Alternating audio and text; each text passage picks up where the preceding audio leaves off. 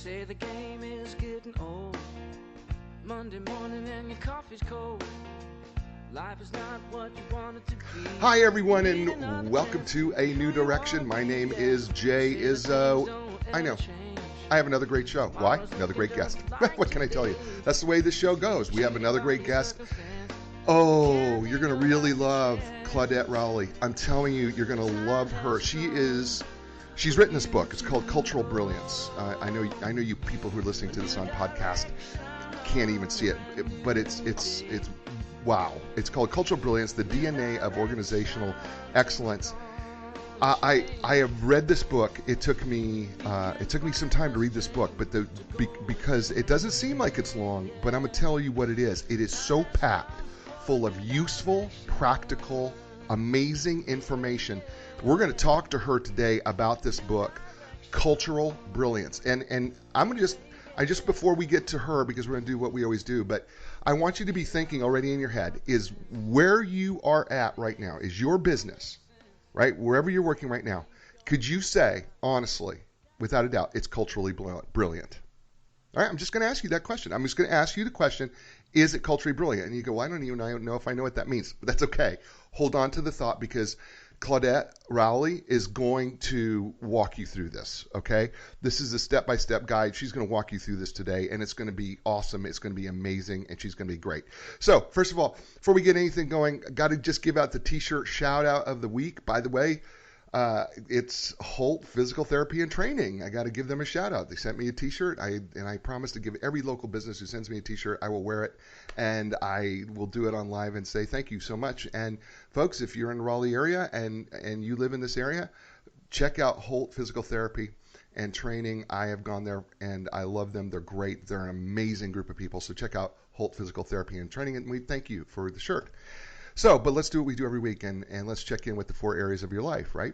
Check in to see where you're at physically, mentally, emotionally, and spiritually, okay? And we're going to do that on a scale of 1 to 10, 1 being miserable, 10 being great. So let's talk about physically. Physically, where are you at today, right now? Where are you at physically? Scale of 1 to 10, 1 being miserable, 10 being great. How are you feeling? Right? Are you taking care of yourself? Are you eating right? Are you doing the things that you need to do to take care of yourself physically so that you can be the best that you can be physically? Right? That's what I want to know. What's that number? Is it a 3, a 5, a 7? Right? The point of all this isn't to get from a 3 to a 10 in one day. The point is to get from a 3 to a 4. Right? What do you need to do? So wherever you're feeling right now physically, what do you think you need to do? What can you change right now? What can you change? Where's the new direction for you that you can find that you can change yourself physically? All right? You got that first number? Awesome. Second number, right? Let's talk about where are you at? Scale of 1 to 10, 1 being miserable, 10 being great. Where are you at mentally? Meaning, what are you feeding your brain? You know, I am so fortunate that I get to do what I do, and that as I get to read, 40 to 45 books a year, right, to fill my brain and learn it, because, you can constantly be learning. And Claudette has written a great book. This Cultural Brilliance book has been a great book because it's really expanded my thoughts. It's reminded me of some things I've forgotten about. Occam's razor, right? Whoever talks about that? Well, Claudette did. She talked about it, which was awesome. So what are you feeding your brain, right? And there's 2 sides of our brain. We have that left side, which is that logical side, and we have the right side, which is the more creative side. And when I was teaching psychology classes at colleges and universities, we have a tendency to forget that we need to feed both sides of our brain, and that both sides are equally important. You can't just emphasize one without the other. And so what are you doing to exercise your whole brain? Not just a part of it. Yeah, we have a corpus callosum that connects those 2 halves, and that's a whole nother story. But what are you doing to feed your brain? All right? And you got it on a scale of 1 to 10. Are you doing well? Are you reading? Maybe you're taking up a new class. Maybe you're taking up an instrument. Maybe you're taking a foreign language. Whatever. What are you doing? All right? And how can you improve? All right. Those are the 2 numbers that you have, right? Third number is emotionally. Where are you at on a scale of 1 to 10 emotionally right now? Meaning, what is your emotional intelligence, your emotional quotient, right? And what I mean by that is, do the little things in life tend to send you over the edge quickly, right? Are you able to control your emotions? Are you able to relate to other people's emotions?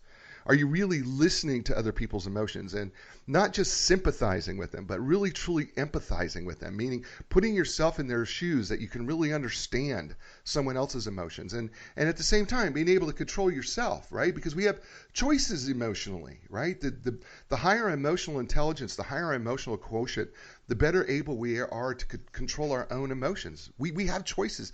Life's circumstances do not have to make us act in a particular way emotionally.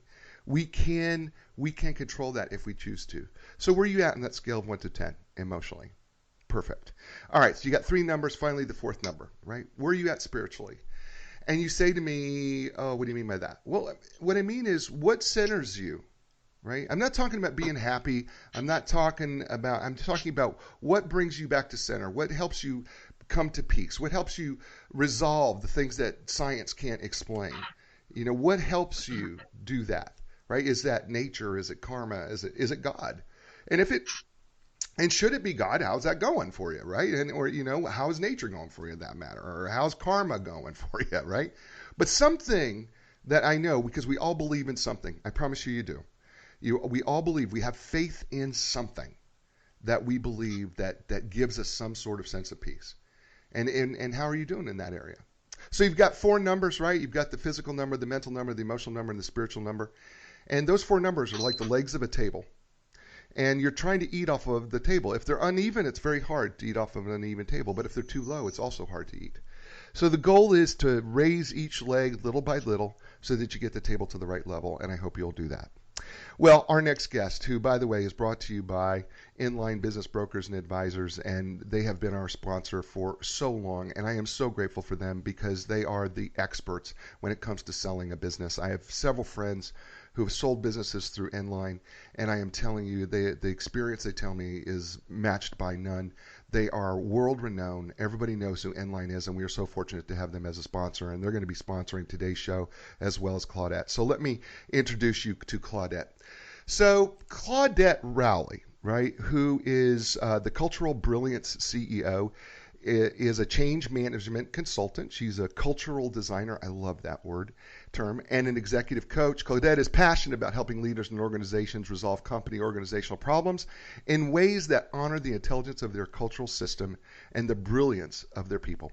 She helps organizations create cultures that proactively adapt to change in ways that decrease stress, inspire learning, and promote organizational health. Who doesn't want that, by the way? Decrease stress, inspire learning, and promote organizational health. Is there anybody out there who doesn't like any of those 3 things? Okay, let me go on. So for almost 20 years, Claudette has consulted, trained, coached executive leaders and teams, Fortune 500 companies, small businesses, higher education, startups to create a proactive and innovative workspace culture and delivers outstanding results throughout all the areas of the organization. She has a tremendous background, has worked with so many different places and companies. She is an experienced practitioner in the 5 dysfunctions of a team. If you've read that book, great book, by the way. She's also Myers-Briggs type indicator. I am an ENTJ, just to let you know.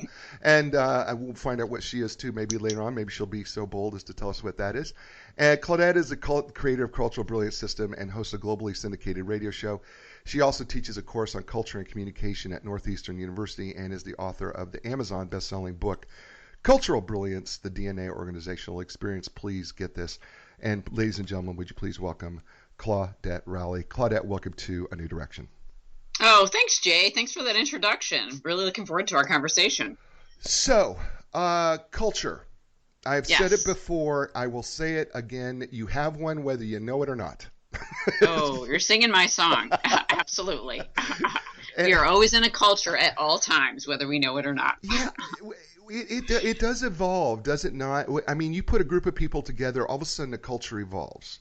Mm-hmm. And when I wrote my first book, Got Social Mediology, I treated each social media platform when I was studying them from a psychological perspective. I was studying them as a culture because I said, Facebook didn't design the Facebook culture. The people who used Facebook have made that culture evolve.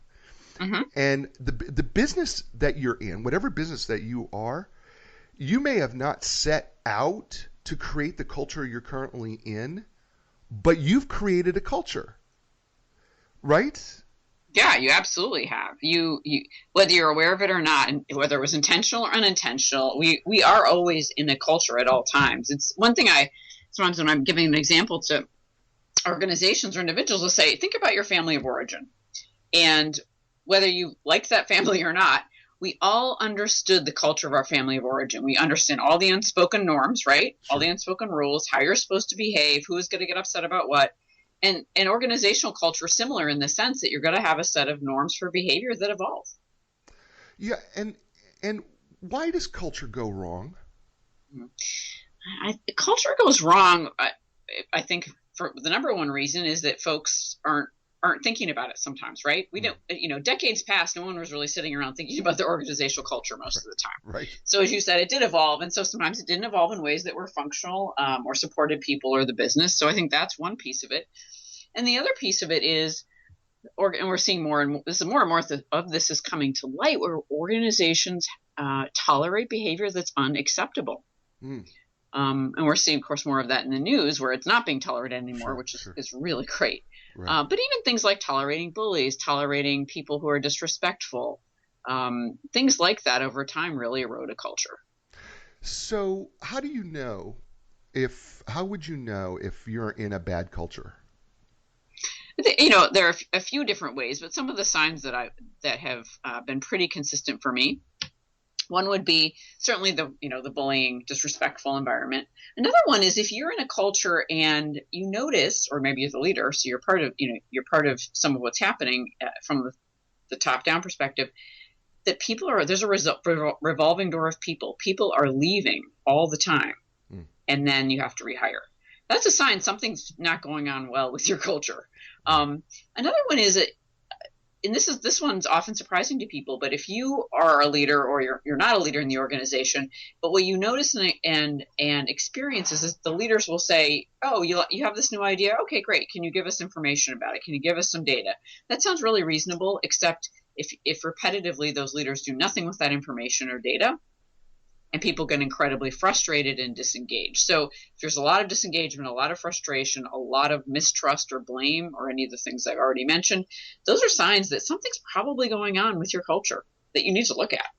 So we're talking with Claudette Rowley, author of the book Cultural Brilliance, the DNA of Organizational Excellence. By the way, if you go to culturalbrilliance.com, you can learn more about Claudette, her team, and what they do.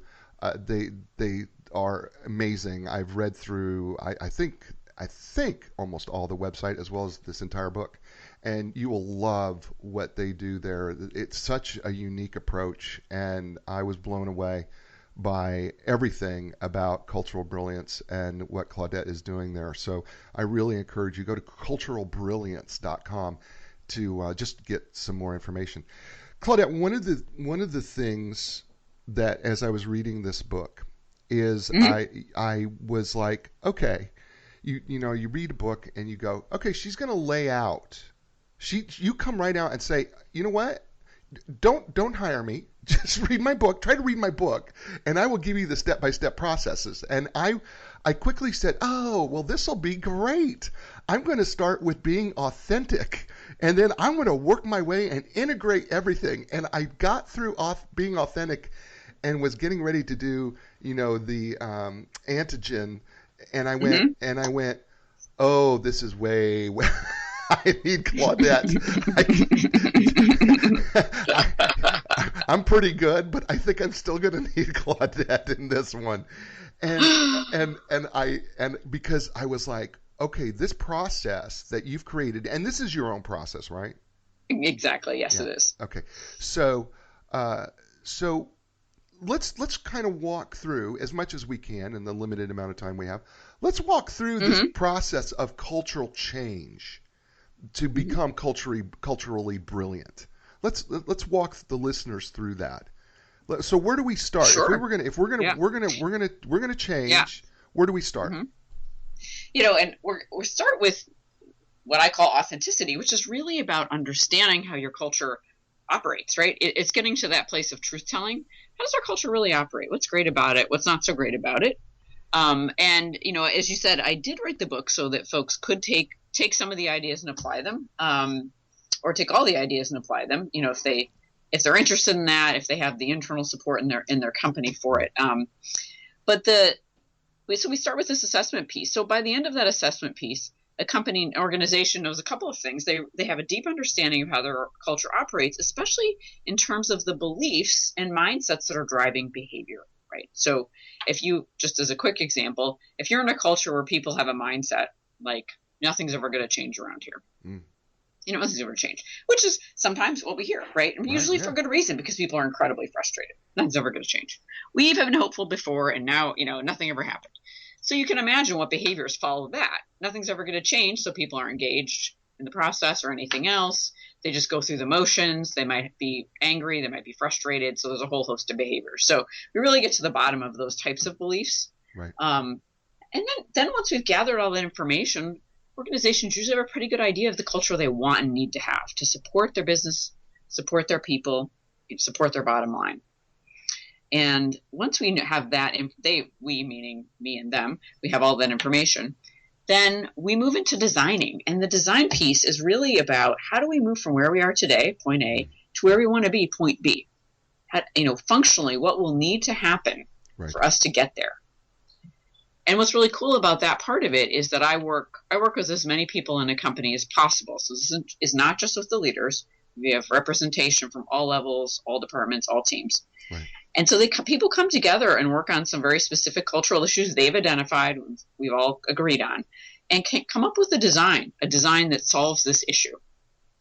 So it's a pretty neat process to watch people go through. And so they're bought in because they've helped create this. They've helped create their own solutions. Okay. And then it's good. I want to stop you for just a second here because this authentic phase, I was really, because you start with this authentic phase. And one of the things, the inhibitors that I read where I thought was so critical to being successful in this authentic piece was having a psychological safe zone. Oh, yeah. That you could be completely, because I think it would be such an inhibitor because we could talk about authenticity all day long, right? But if you do not have a safe place that I can truly say, regardless of where I am in the chain of command, that I can be honest and say, look, the CEO is a dictator, and he bullies us. I mean, right? It's got to be that safe, or that's the way I feel, even if it's not true. At least being able to see it. I talk about the importance of that. Yeah, it's critically important, and thanks for mentioning that. So we have, so most organizations when we're starting culture work do not have what Jay was referring to called psychological safety, which simply means that an organization or a team is safe for interpersonal risk taking. So if you share an idea, you share an unpopular opinion, you want to go a direction that's different from everyone else, or whatever the case may be, you make a mistake, that you're not going to experience retribution. You're not going to be stabbed in the back or passed over for something. Doesn't mean you won't get feedback, about what to learn and do differently. But so that's really what that is. So yeah, organizations don't have that in place. So what I work with them on is creating what I call a cultural safety zone, which is the precursor to that psychological safety. And it's really saying, for the purposes of our work together on culture, how can we make this safe? What are our ground rules? How are we going to be interacting? What's important here? What do you value? How will you know that it's safe? Et cetera. So we come up with this cultural safety zone to try to create, as you were saying, an environment in which people are more likely to share their experiences, right? Their own truths. Because without that, we're not going to get very far in this process.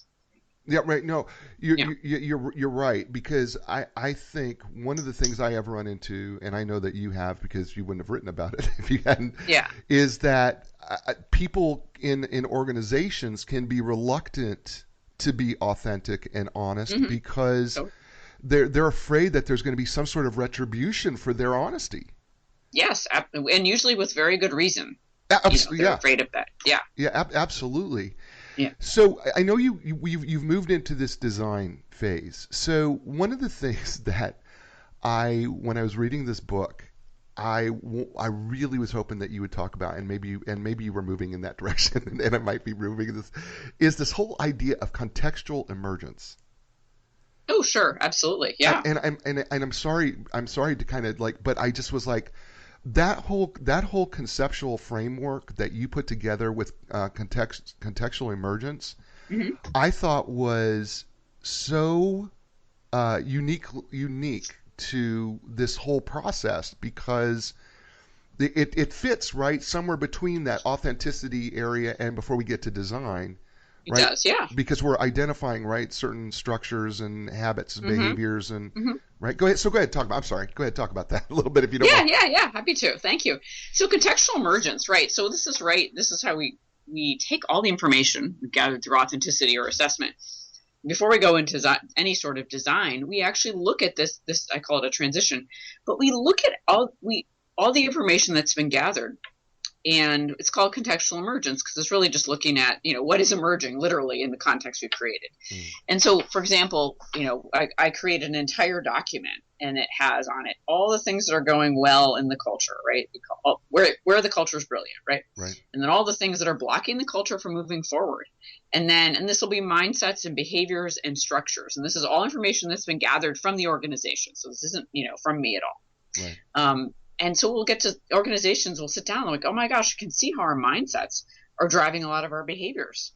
I can see how a behavior is driving how a certain system or structure is working. So they actually get to see how what they're doing, what they're saying, and what they're believing, all of that is impacting the other.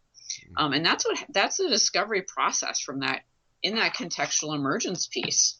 And it's really also about people understanding how transition works, listening, the role of mindset. So there's a big educational piece there too, for a lot of people, at least, in getting what that's about. But there's something really interesting that happens when an organization gets to have a piece of paper that says, these are all the mindsets you guys came up with, right? These are the behaviors, and they get to see that in real time. I loved this because I don't think people understand how, and you bring this up brilliantly in the book, by the way. And by the way, I love your outline of the book. You gave us definitions up front, and you gave it to us again and again to kind of like really drive into our head, cultural brilliance, and also, antigens. And I want to talk about that a little bit because I love the whole idea of antigens. I really do. But I thoroughly thought this whole idea of emergence was so important because our belief systems control so much of what we do in a culture. And whether it's individually what you believe or what you believe corporately, right? The groupthink of what the culture is, it's so critical to the success or failure, I believe, of any company. And so when you started pointing that out, it was like, oh man, nobody talks about mindset. Nobody talks about belief system. We talk about behavior. And listen, I studied under Skinner's last student, so listen, I'm less of a behaviorist. But we don't talk about how those belief systems influence and impact the culture. And it's just so, and we don't get real about it. And it's hard. And once you have a mindset, I'm sure you could tell me, right? It's hard to break it.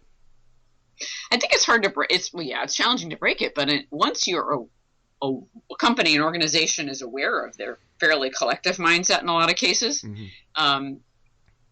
it doesn't mean it, presto changeo, they change it. But that level of awareness allows them to really start thinking and reflecting on how that is driving the behavior they usually don't want, right? Right. Of course, the mindsets that are really positive, we keep, they're working.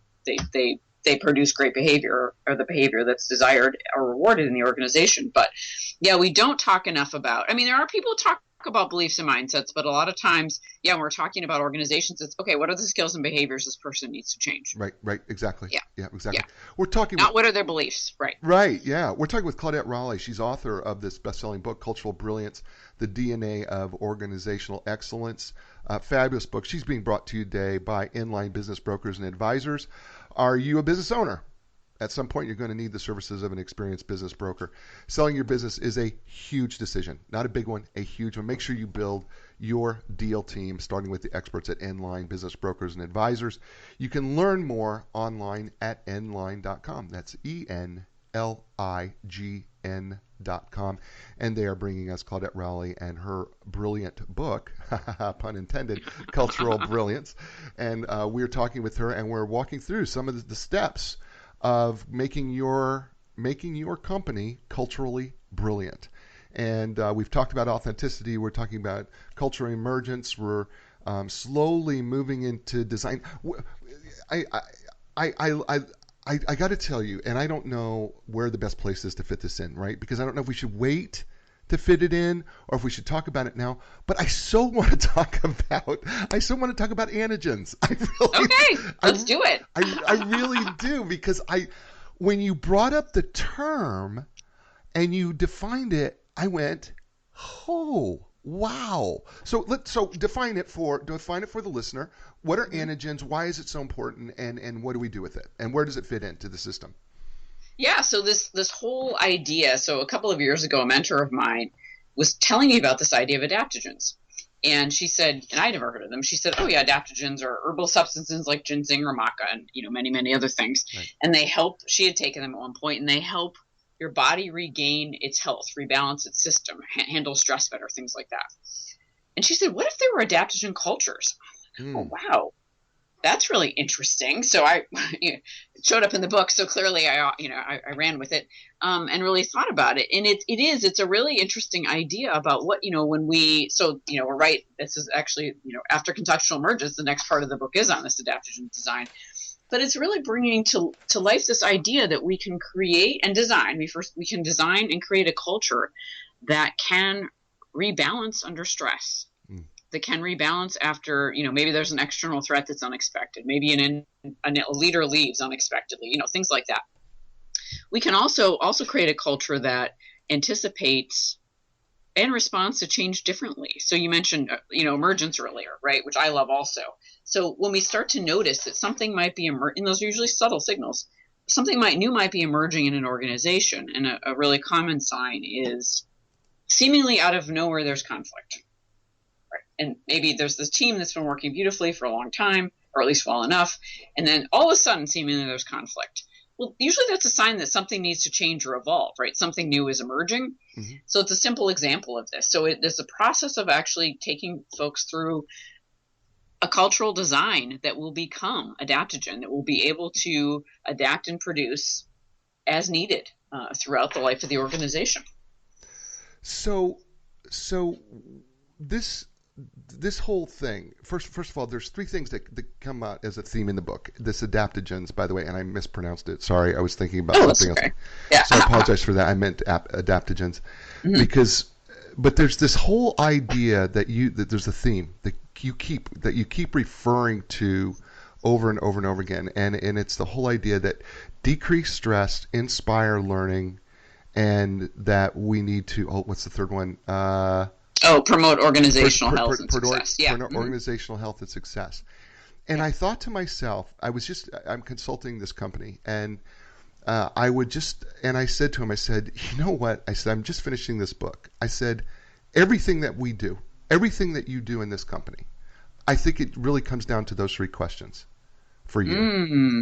I said, is what we're doing, what you're about to change or what you're about to do right now, is it decreasing stress? Is it inspiring learning, and is it creating organizational health? I said, I think if you're telling me whatever change you're about to make that it's going to do that, then I said then it's worth thinking about. But if it's not, and you keep reiterating this in this, and I kept saying that's so brilliant. Because if you can, and we know Occam's razor, right? The simplest. Oh, love Occam's razor. I do too, right? The simplest answer is generally the right and correct one. And yeah. And yet I looked at that and I go, man, if I could just get my company to just consider everything they do into those three things, is it going to decrease stress? Is it going to inspire learning? And is it going to enhance organizational health? Wow. Well, it was a wow moment for me. I mean, you gave me a wow here out of Cultural Brilliance, right? Oh, well, thank you. No. Yeah. Well, it is. If you use those three questions and you run everything through it, it's really, really interesting what you find out, right? Right, yeah. And how, yeah. And the Occam's razor, the simplest and simplest solution is usually the best and correct one. To paraphrase it, yeah. I live by, and then I have a corollary that I made up, which is complexity is not a sign of intelligence. Because I find in a lot of organizations it is, and I also live in the greater Boston area, right. where we have, as everyone knows, a lot of educational institutions. Oh, just one or two. There's just one or two, yeah, right? MIT, Harvard, MIT, yeah. Yeah, so some of those, I've done some work in some of those, and those are really fascinating, amazing people, and there's this drive toward complexity. Right. And so no. Let's make it simple. You are not smarter because you wrote an 83-page manual. Right? I love that. Okay. Yeah. So we've gone through the authenticity phase. We're done cultural emergence. We are into the adaptogen design phase right now. So we're in this design. What are we designing ultimately? We are ultimately designing solutions to cultural things in the culture that aren't working well. So what I'm typically doing is, by the end of, we've gone through this contextual emergence, right? Right. By the end of it, we've identified maybe there are 5-6 areas that need some work, right? It could be around communication, productivity. It could be around decision making. It's usually very specific to the organization, I found. And so we have this set of 5 or 6 questions or issues. And then usually what happens is each one is assigned to what I call a design team.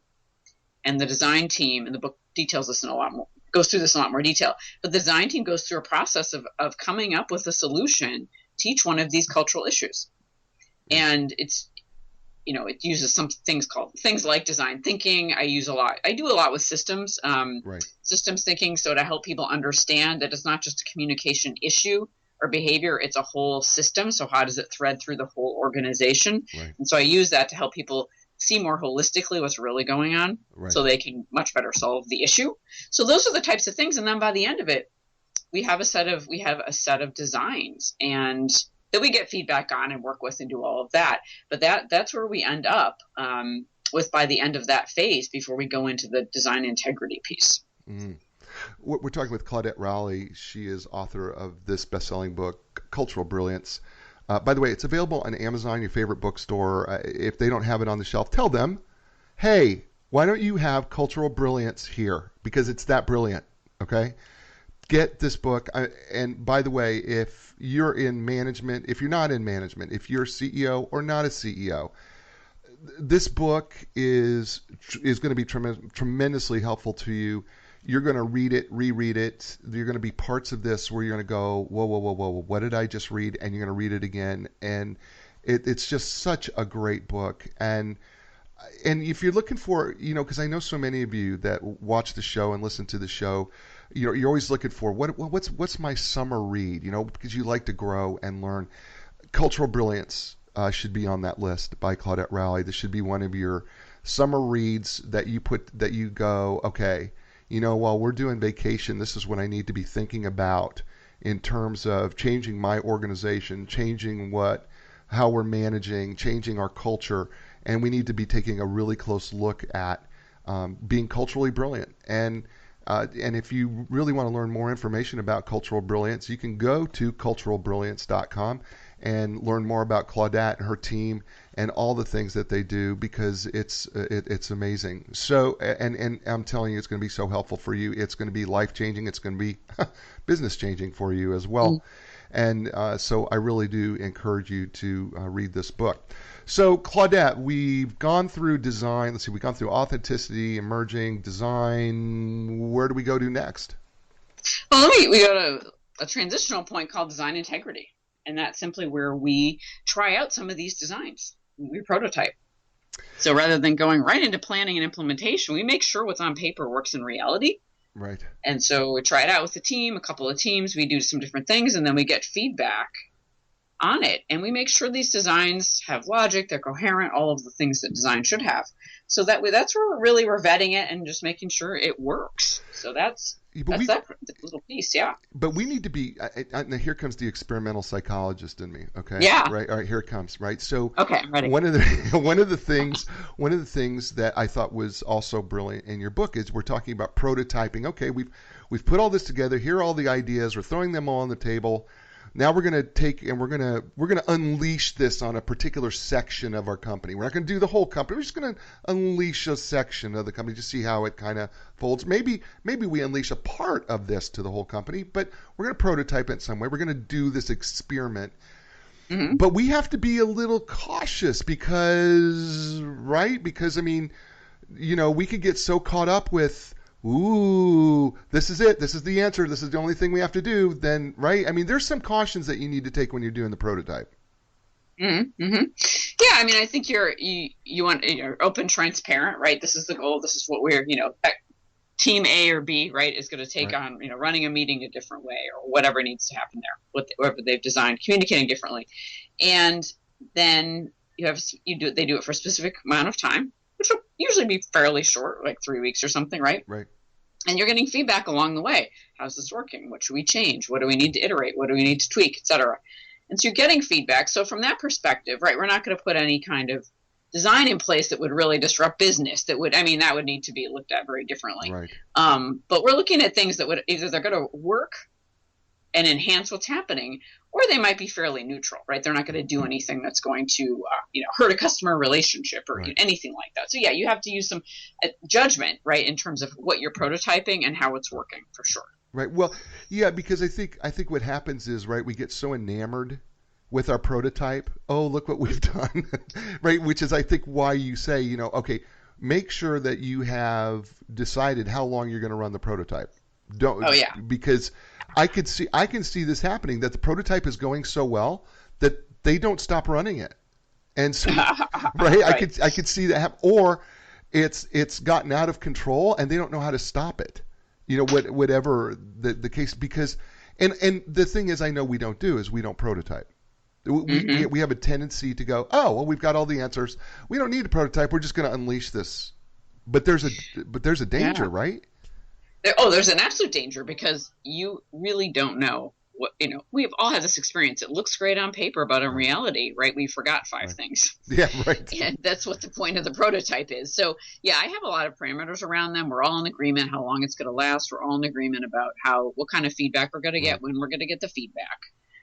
So it's not, and I'm still usually part of this part of the process. So we're not going to be getting, or if I'm not, someone reads the book and goes forward with this, right? To your point, you don't want to let it run on. You want to be very careful and deliberate about when you're getting feedback, how long it's going, who's being involved. Right. And then you stop it and say, okay, what did we learn? What works? What doesn't? So there's a lot of deliberateness around the prototyping, for sure. Yeah. So this is the part of the process. And I think really the whole cultural brilliance process that you describe in here is really kind of that automatic thermostat in your house where you set the temperature and you have to keep adjusting it. So if you want the temperature at 72 and it's really cold, the heat comes on. If it's really hot, the cooling comes on. And I feel like that's kind of your system here, is that it's just a constant feedback loop throughout the whole entire system, which is, I think for some companies, I think this is hard for them to grasp this constant feedback, right? Because because some companies don't have the patience for this, right? Right. I mean, they don't necessarily, but the feedback piece, it's a lot of it. I know what you're saying. The first couple phases of the process, it's almost built into how we're doing it, right? So the feedback's just part of what we're gathering. Feedback or getting input is part of the entire process. So it's baked in. Right. Right. And then at this prototyping piece, the feedback gets much more, it was deliberate before, but it's a separate event in a way, right? Right. But without the feedback, you don't know the truth. It comes back to authenticity. Right, exactly. And then you might go down the wrong direction. Right. Right, because the thing is that the authenticity piece throughout all of this is never lost. Right. I mean, regardless of where we're at in this process, that authenticity piece is like literally the foundation of everything that you're talking about in cultural brilliance. At least in my opinion. Skip it. Yeah. Yeah, because because it's not like you could go, okay, we're past the authenticity place. We don't need that. We don't need that safe zone anymore. That can't happen. No, it can't happen. No, you're not done with authenticity, right? You just you're going to continue to need to be authentic, continue to need to, this is an iterative process. So even if you go through all the phases to the end and you, okay, a lot of changes have been made. This went well. This is good. We learned a lot. You have a positive experience. Something else is going to come up in your culture. Right. And you may not go through the process in such a deep way, right? It might be a quicker thing, a quicker iteration of it, but something else will happen where you need to take a look again at, okay, how are we doing? What's happening in our culture? Right, exactly. Talking with Claudette Rowley, author of this best-selling book, Cultural Brilliance, The DNA of Organizational Excellence, fabulous book.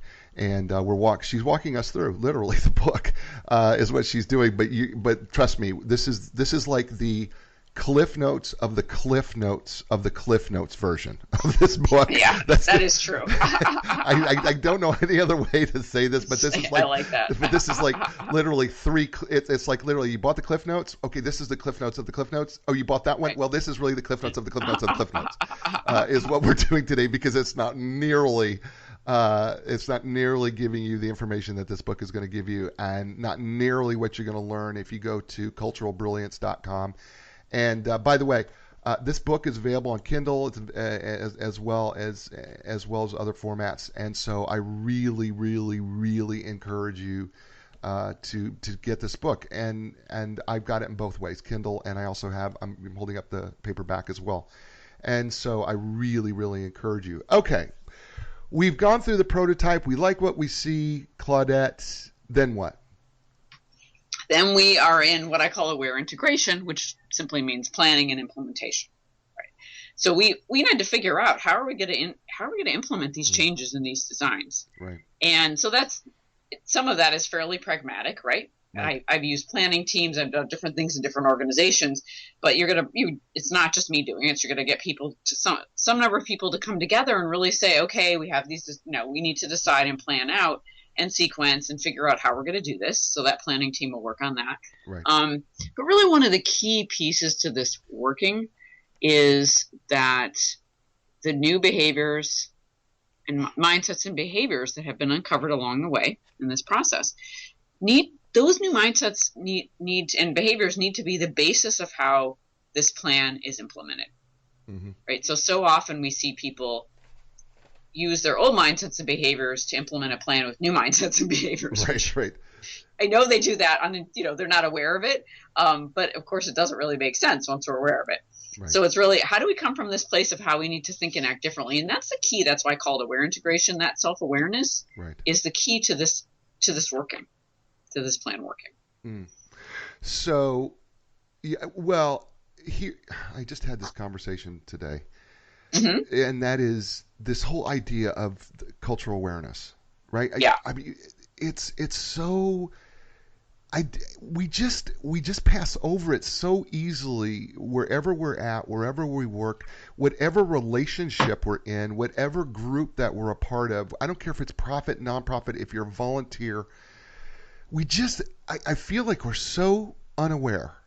I just really do. I feel like we're unaware of ourselves, but I feel like we're even further unaware of the culture. I feel like we're just not very intentional about that. Mm-hmm. And this whole idea of, we've really got to pay attention, right? And you talk, by the way, you talk a lot about really, really listening. Mm-hmm. I do. Mm-hmm. A lot about, are you really listening? No, I don't mean just hearing. Are you really, really listening? And are you really, and I think it all plays hand in hand with awareness, because I don't think if you're not really listening, you can't be really aware. No, you can't. There's no way. Right. And so I talk about listening a lot because it's the foundation, as you said, of cultural awareness, part of the foundation. We can assess and we can do all those things, and that's really important. But particularly for the leaders, and this applies to anybody also, they need to, I call in the book, listening to what you hear. Mm.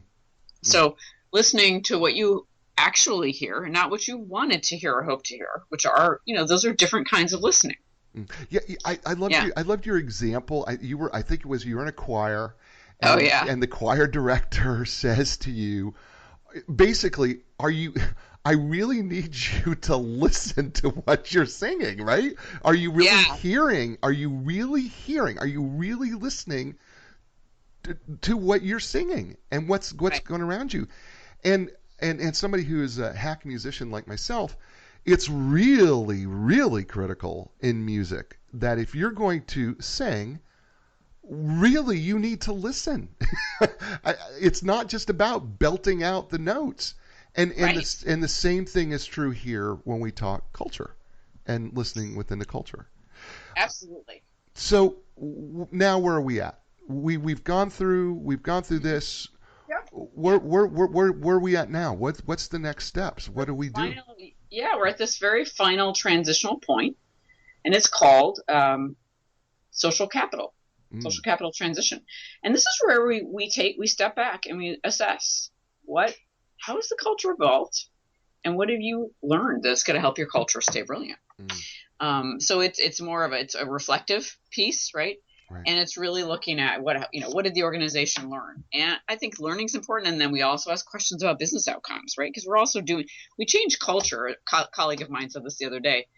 We should be looking at our culture and changing our culture because we want to improve our business, achieve goals, and Mm, could be right. increase profits, increase our bottom line, not just because culture is a nice thing to do. Right.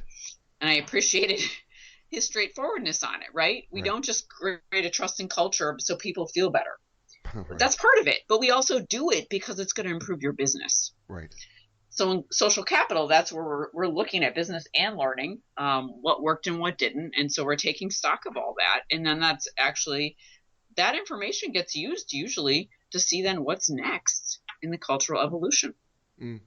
And this is where I think you point out at this point in the book. I think this is where you have to be again constantly aware, have a bunch of self-awareness, where the old culture mindsets may try to creep back in. Mm-hmm. Yeah, and that's something. Yeah, I probably should emphasize more that it is almost always the case that the old aspects of the culture, not long before even social capital transition, will show up, right? They'll show up in unexpected ways, maybe during a meeting, maybe. And I notice they often will start showing up as we get to the planning phase and implementation phase. Because then it's getting, whoa, the rubber's going to hit the road. You mean we're actually really doing this now? You're really going to implement something? Oh boy, right? So that's where, yeah, so I'll start to see do old parts of the culture, resistance, negativity, whatever it is, Right. start to show up. And so what we have to do is just observe. Oh, isn't that interesting? Mm, mm, I wonder if that's part of the old culture. What's happening here? What are you experiencing? What's going on? right. And so we talk that through, and it's another awareness piece. And then after a while, that will, of course, stop happening. So, okay, by the way, we're talking with Claudette Rowley, and author of best-selling book, Cultural Brilliance, and the DNA of Organizational Excellence. She's brought to you today by Inline Business Brokers and Advisors. Listen, Inline Business Brokers and Advisors have literally, and I'm not making this up, folks, literally helped thousands of clients in the sale and purchase of businesses. I can't make this up. When it's time to sell your business, just contact them. They are amazing. It's Inline Business Brokers and Advisors. They are sponsoring today's show and Claudette Rowley, and we are so grateful to them for doing that. Just learn more at nline.com. That's ENLIGN.com, and we are so grateful to Jeff Snell and his group of professionals at Inline Business Brokers and Advisors for sponsoring the show today. So one of the things that you say in the book, and I was like, ooh, she waited till the end to bring this up, and that was the saboteur, right? Oh yeah, right. mm-hmm. And you kind of give it this little. Here's what you do, Claudette, and this is what I love. you kind of subtly, right? It's kind of like I'm gonna wait, and then here I am, last few pages of the book. I'm gonna go. By the way, you may want to pay attention to the saboteurs. That may want to sabotage the culture. Give a little bit of talk about the saboteurs and the people who may want to sabotage the culture. So it's interesting because there are folks who maybe sabotage, not maybe unconsciously, right? They're not necessarily doing it. Sure. Knowingly, and then of course the people that set out to undermine it with complete right. clarity. And there's a little bit of both sometimes. Yep. But I think it's really saboteurs. So some of the other saboteurs that are not always people that I've noticed. Right. are things like holding back from important conversations, which requires courage, right? Yep. That can sabotage what you're trying to do. Holding back from those tough conversations. Also, really, leaders, it's really, really important that leaders have a clear understanding of how they're impacting the culture. I have something in the book called a Cultural 360 process. Right. And it's really, that can end up being a saboteur if everyone's walking around and the emperor has no clothes on, so to speak, right? And no one's saying anything. Then that could sabotage the entire process. People need to give leaders some feedback. Everyone has blind spots. The leader can't know everything. Right. So that is another potential saboteur of the process. And I think sometimes feeling like, oh my gosh, this is really hard, because there are usually parts of it that are. Sure. This is really hard. Have we done the wrong thing?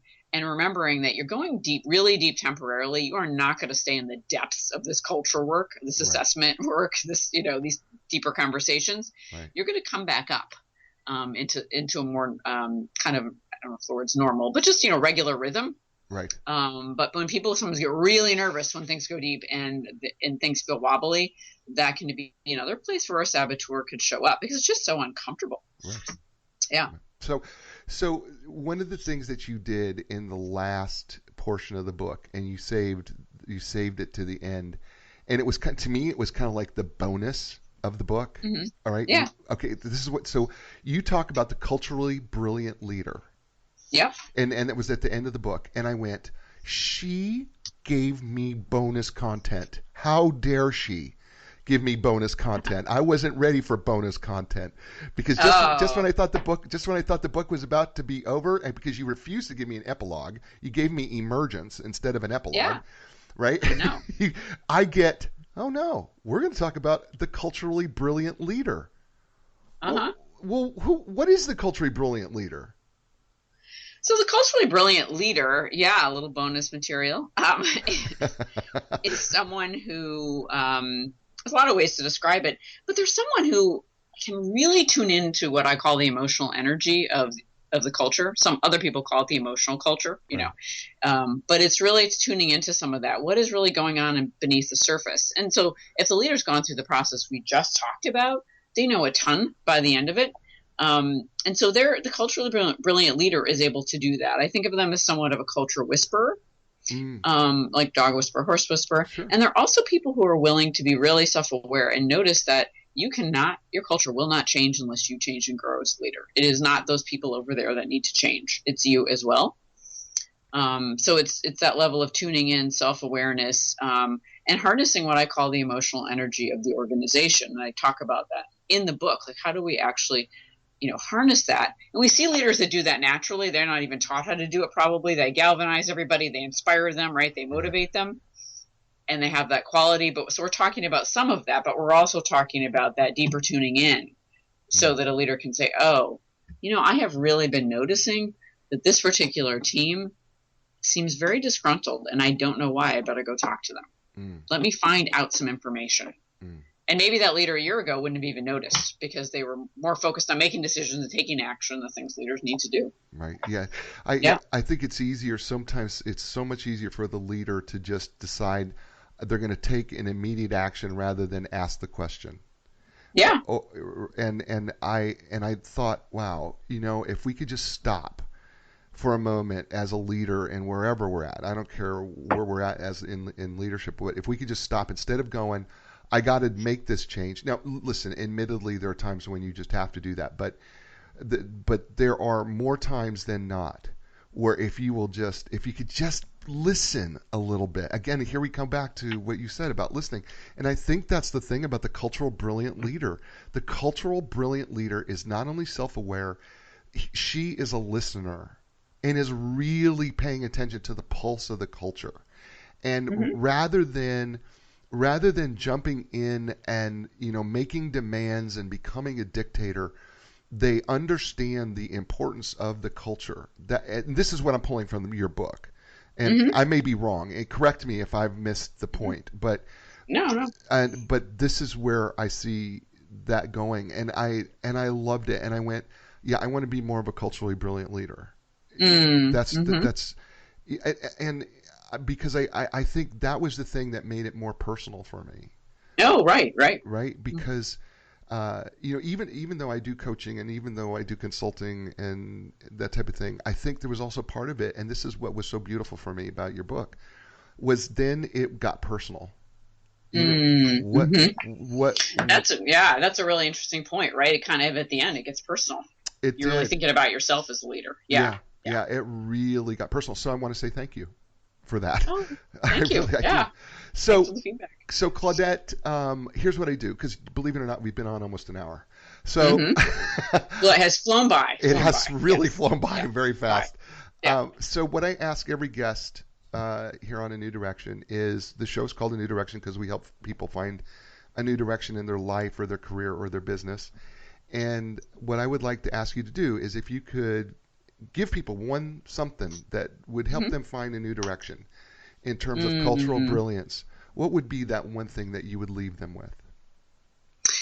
Yeah, thanks for that. So we've touched on a little bit of it, but I call it becoming a cultural detective. This isn't in the book, but the similar ideas are.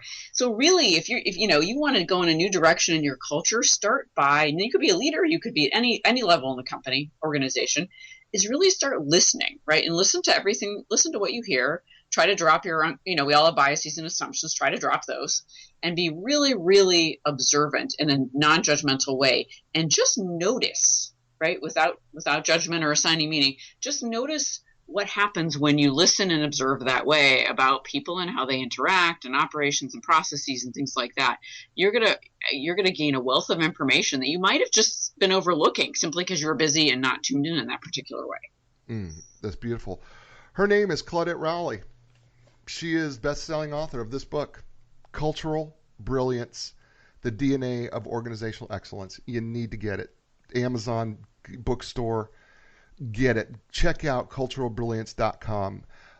You know me. I put the book, I put her face, and I put all the information on the Jay Izzo podcast website, and you will be able to read and check in. So you just want to click on a link, you don't want to remember it, just go to the podcast. You'll see it. It's going to be called Cultural Brilliance, and How to Change Your Culture is probably going to be the name of it, and be culturally brilliant. And so make sure that you check that out. Claudette, please stay with me for a second. Folks, that's a show, right? We're thankful to Inline Business Brokers Advisors for giving us another show. I'm thankful to Claudette Rowley, who has been so generous with her time and her book, Cultural Brilliance. I'm really excited about it. I think it's going to be a game changer. No, I don't think I know it's going to be a game changer for you if you will just stay with the program. And folks, I want to also make sure that I thank all my listeners around the world. You people have been so generous and so kind. And Sweden, I don't know why. I am just going to say thank you for being like the third largest country to be listening and downloading this show on a regular basis. And so my folks in Sweden, thank you so much for doing that. And the UK, you guys have been so amazing. Africa, Mayotte, Germany, all the places around the world, thank you. And I want to thank everybody in the United States. Chicago, you have been so kind to me, and you're the number one city that downloads and listens to the streams of the show. I want to say thank you to that. And so as I say this to everybody as I end the show every week, I always say to you, you know what, be inspired, because when you're inspired, you inspire someone else. And when you do that, people just become more inspired, and it makes the world a better place. So thank you again. Be inspired. I will talk to you soon. Ciao, everybody.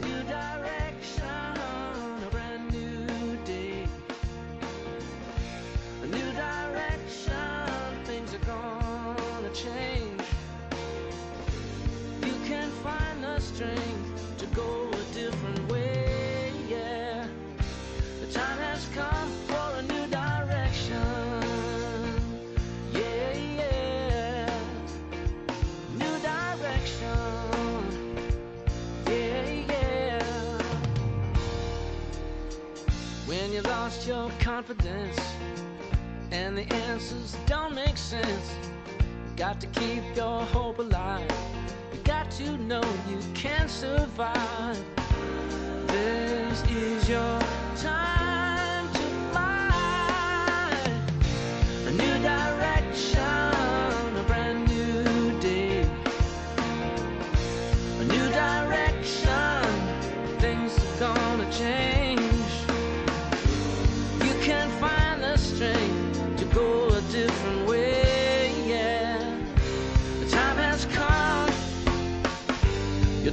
will take you places you have never been before. Find your passion, find your strength.